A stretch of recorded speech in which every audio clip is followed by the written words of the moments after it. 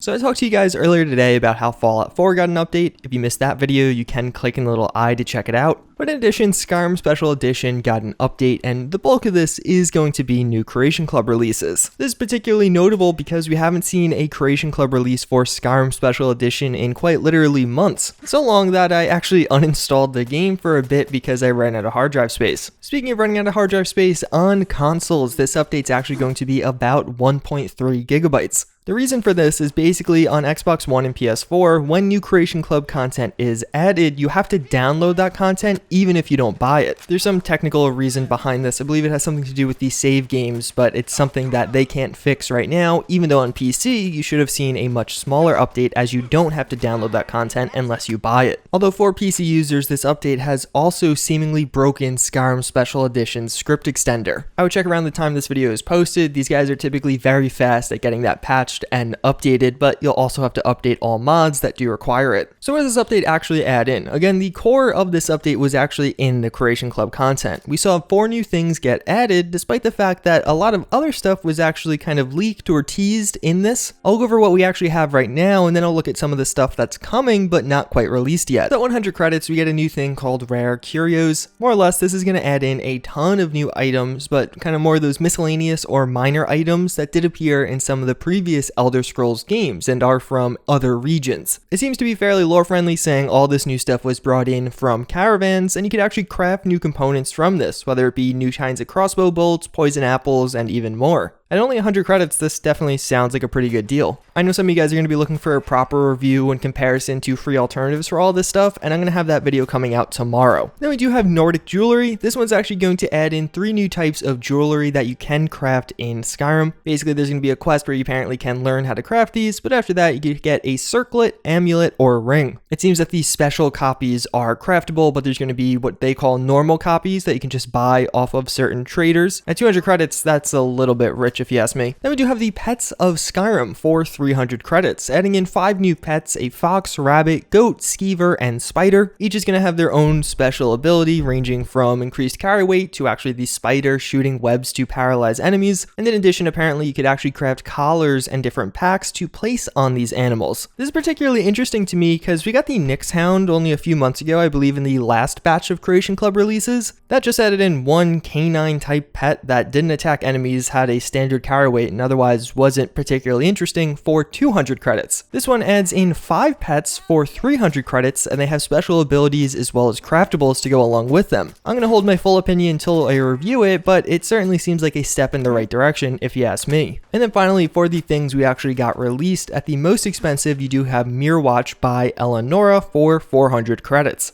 Basically seems like it's going to be a new player home of some kind, as well as it's actually going to contain a rare staff enchanter within the building. I think the pictures largely convey what this is going to be. It looks interesting, but I've personally never been a huge fan of player home mods, so it's something I would probably pass on. Although, of course, to each their own. That's what we actually got released. And again, tomorrow I'm going to try and have a video doing a deeper dive looking at all of this, as well as comparing it to certain free alternatives. But interestingly, on this same teaser post, they did tease another thing that was supposed to be coming, but never actually made it into this batch. That's going to be wild horses. It's going to add in, you guessed it, wild horses that you actually can tame. Basically, there's going to be a new spell added in that you can detect the life of these horses as you search. And in addition, apparently you basically grab a map of where these horses were sighted, and you could go to those locations seemingly to try and find them. Once you actually tame them, there's going to be various saddles you can purchase from stable masters, and apparently a rare unicorn will be added into the game. Probably something that you're going to have to spend a little bit of time trying to get. Then we also do have Forgotten Seasons.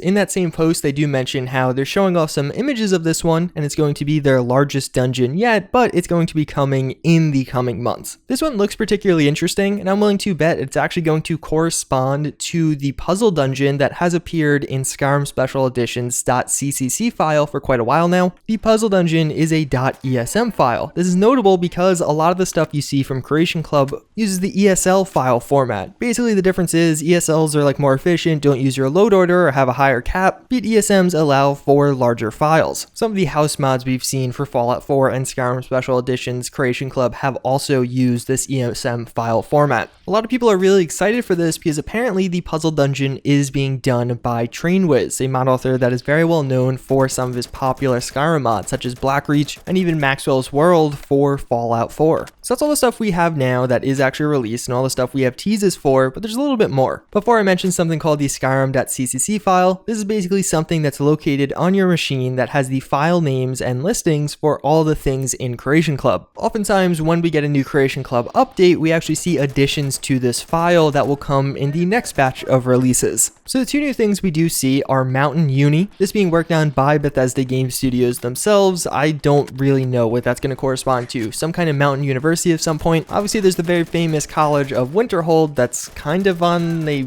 platform, not really a mountain. Obviously that's a college, so maybe we'll see an opposing mountain university. I think that'd be kind of funny, but again, I have no idea what it's going to correspond to. And then finally we have a file name of Hasidoki. This is actually also going to be from Bethesda Game Studios themselves. Hasidoki was a wizard in the lore, but you never actually got to meet him. What you did find was his staff. He spent years looking for somebody who is more powerful than him, never could find them, so then eventually bound his soul to this staff. The staff did appear in Morrowind with the enchantment of resisting magicka for 30 to 40 points on yourself for 30 seconds. And a lot of the other Creation Club stuff, we've seen weapons from previous Elder Scrolls games coming to Skyrim, so I'm going to go out on a whim and say this is what that's going to be. So that was a lot. It was definitely a pretty big update for Skyrim Special Edition's Creation Club. I'm still pretty unsure as to the future of this program, despite things obviously being a work in progress for quite a while, like that puzzle dungeon we first heard about quite a few months ago with the last update. It seems like they are going to at least have another batch of releases, but then of course, once Fallout 76 comes out, I'm really curious as to where they'll go with this program. Will it continue despite, I'm sure, a lot of the player base moving on to other things? I would imagine at least for a little while, but I also do question it because, again, these large gaps in releases don't exactly inspire kind of confidence in the program, at least on Skyrim's side.